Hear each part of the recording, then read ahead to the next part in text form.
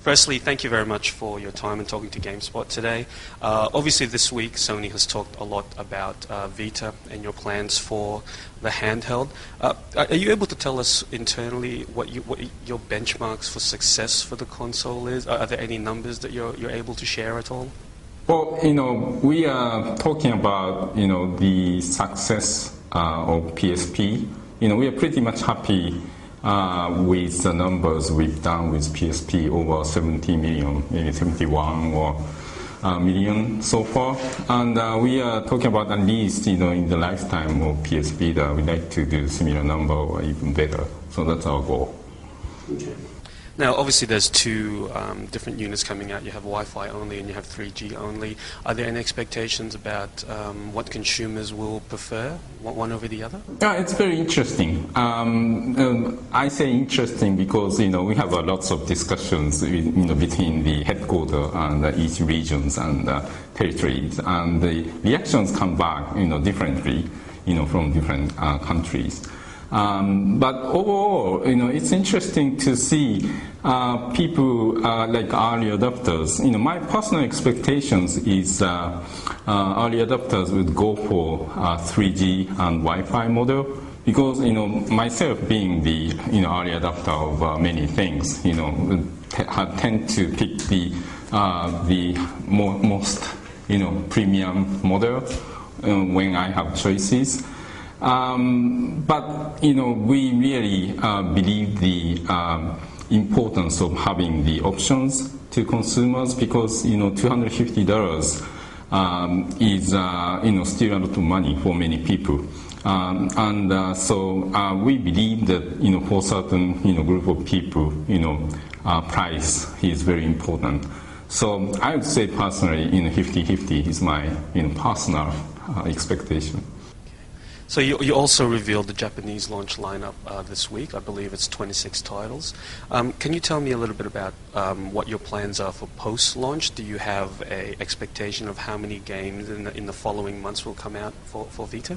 Yeah, so I just take the examples from Worldwide Studio. So we've been showing a lot of titles from our studios.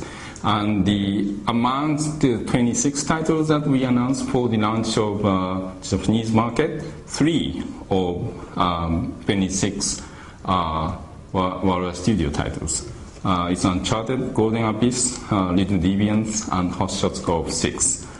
So that means, we've been showing a lot more Worldwide Studio titles, Wipeout, or, Little Big Planet, Mod Nation Racers, Sound Shapes. These games will come out, later.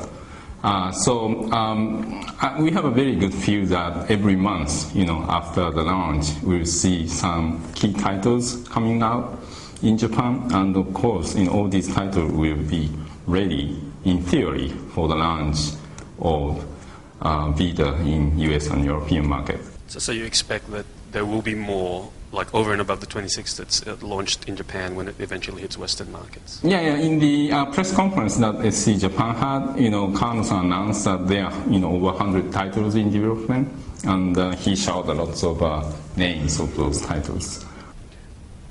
Now, obviously, one of your competitors has not been having a great time in the handheld space recently. Have you been looking at, what's happened with the 3DS, and has that affected your strategy at all in the lead up to the launch of Vita? Not really. It's been interesting to see, the evolution or the things that Nintendo has been doing. But that's, their strategy. They may be reacting to the post-launch, business of theirs.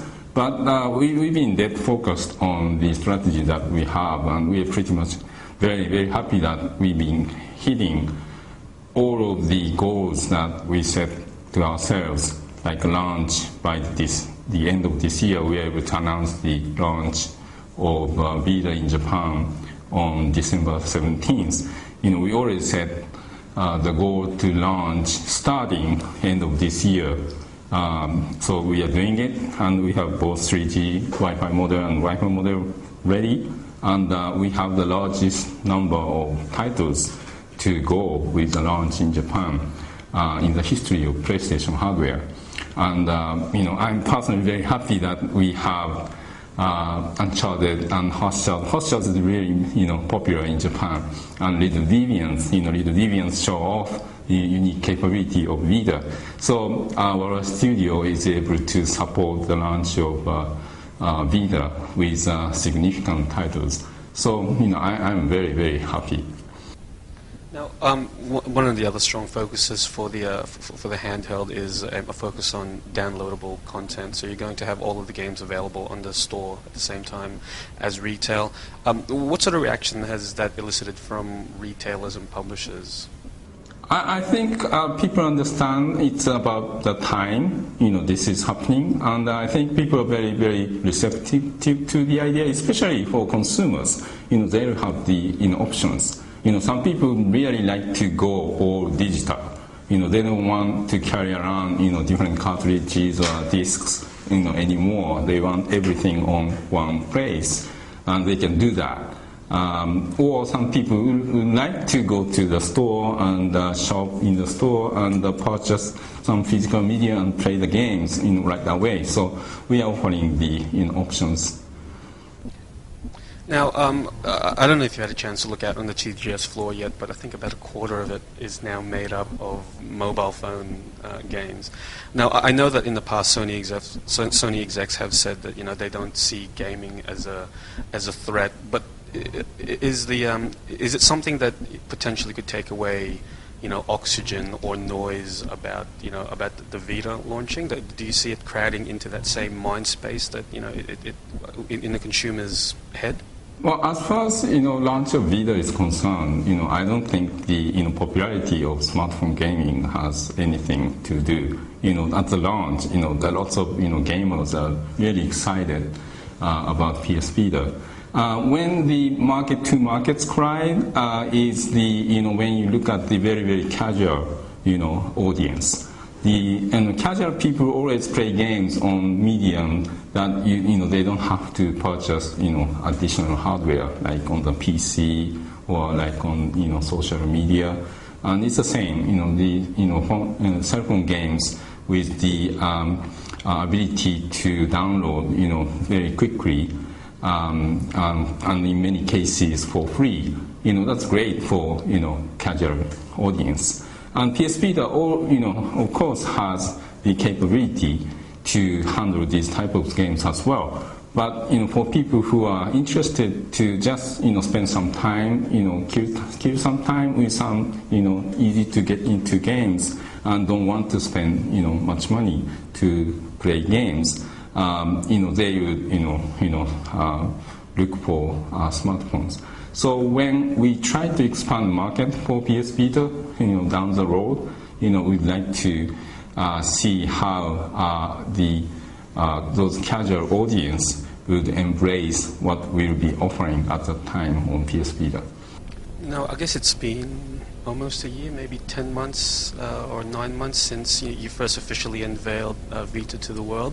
How have you found the reaction from gamers out there? Have you been happy with the response so far? Absolutely, very, very strong. In some respects, the reaction has been stronger than we were kind of expecting. So it's great because we spend a lot of time to test the features and form factors and device and system software capabilities, and every time we show some new aspect of PS Vita, we get very, very strong reactions. We were feeling that happening when we started showing the PS Vita to the third-party developers and publishers.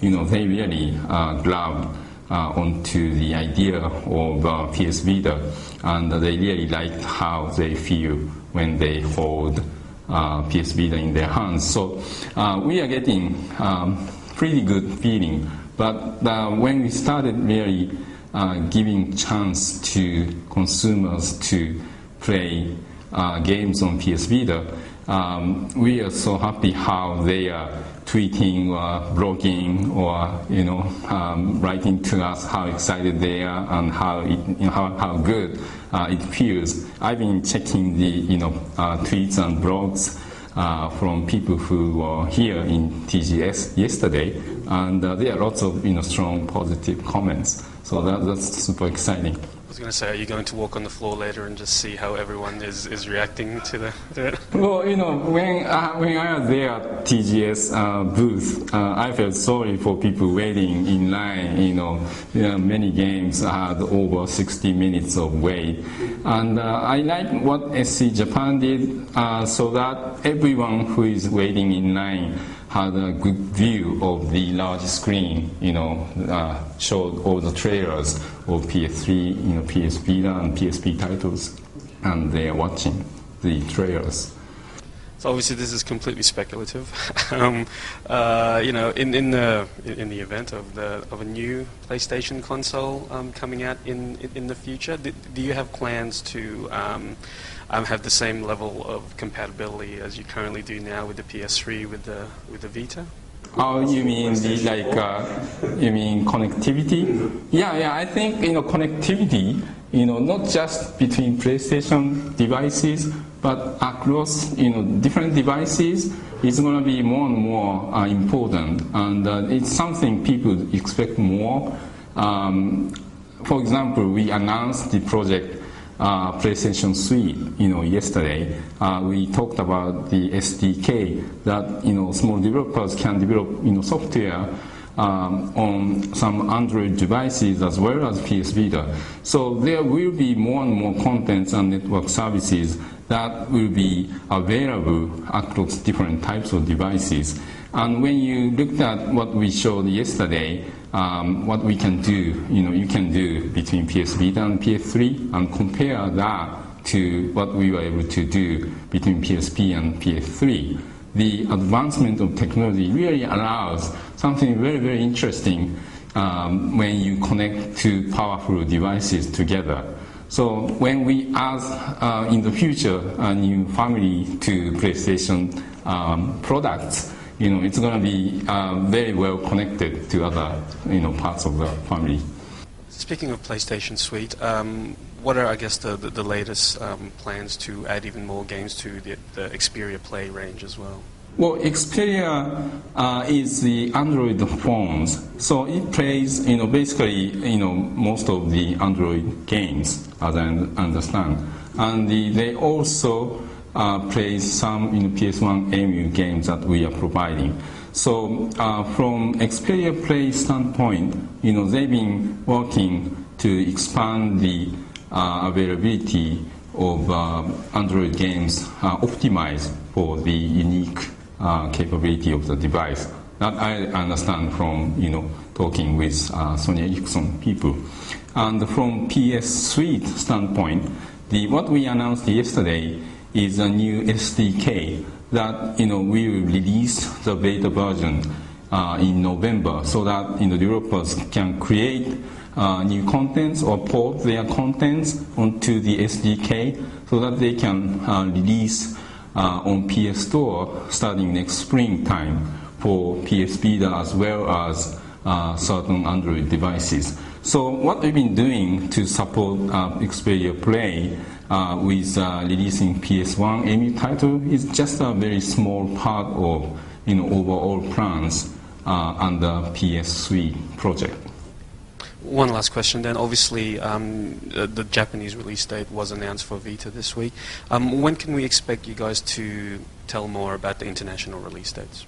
Yeah, so between, we've been saying the launch in the US and Europe, launch date is early next year. And the exact date will be announcing them pretty soon. That, I hope. I'm